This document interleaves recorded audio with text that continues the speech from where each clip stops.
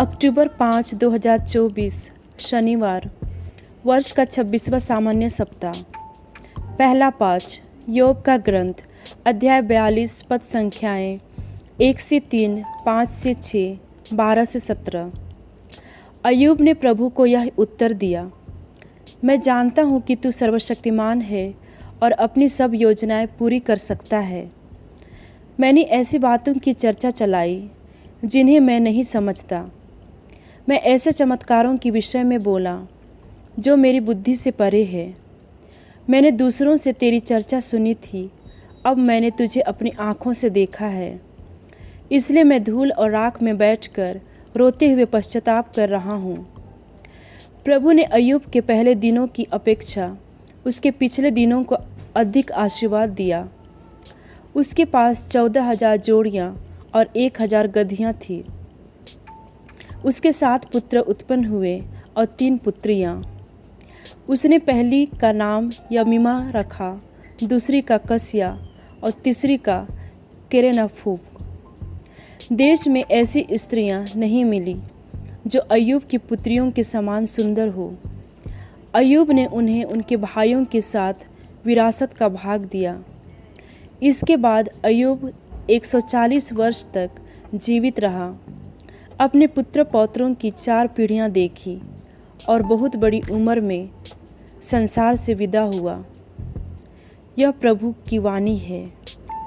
संत लूकस के अनुसार पवित्र सुसमाचार, अध्याय 10, पद संख्याएँ 17 से 24।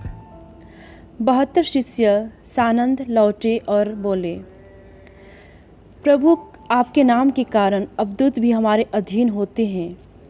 ईसा ने उन्हें उत्तर दिया, मैंने शैतान को बिजली की तरह स्वर्ग से गिरते देखा। मैंने तुम्हें सांपों, बिच्छुओं और बैरी की सारी शक्ति को कुचलने का सामर्थ्य दिया है। कुछ भी तुम्हें हानि नहीं पहुंचा सकेगा। लेकिन इसलिए आनंदित न हो कि अबदूत तुम्हारे अधीन है, बल्कि इसलिए आनंदित हो कि तुम्हारे नाम स्वर्ग में लिखे हुए हैं। उसी घड़ी ईसा ने पवित्र आत्मा से परिपूर्ण होकर आनंद के आवेश में कहा, पिता, स्वर्ग और पृथ्वी के प्रभु, मैं तेरी स्तुति करता हूँ, क्योंकि तूने इन सब बातों को ज्ञानियों और समझदारों से छिपाकर निरे बच्चों पर प्रकट किया है। हाँ पिता, यही तुझे अच्छा लगा।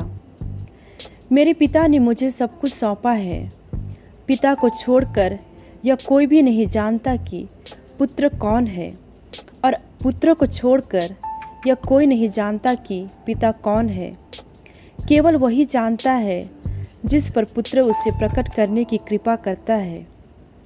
तब उन्होंने अपने शिष्यों की ओर मुड़कर एकांत में उनसे कहा, धन्य है वे आँखें जो वह देखती है जिसे तुम देख रहे हो, क्योंकि मैं तुमसे कहता हूँ, तुम जो बातें देख रहे हो उन्हें कितने ही नबी और राजा देखना चाहते थे, परंतु उन्होंने नहीं देखा, और जो बातें तुम सुन रहे हो वे उन्हें सुनना चाहते थे, परंतु उन्होंने उन्हें नहीं सुना।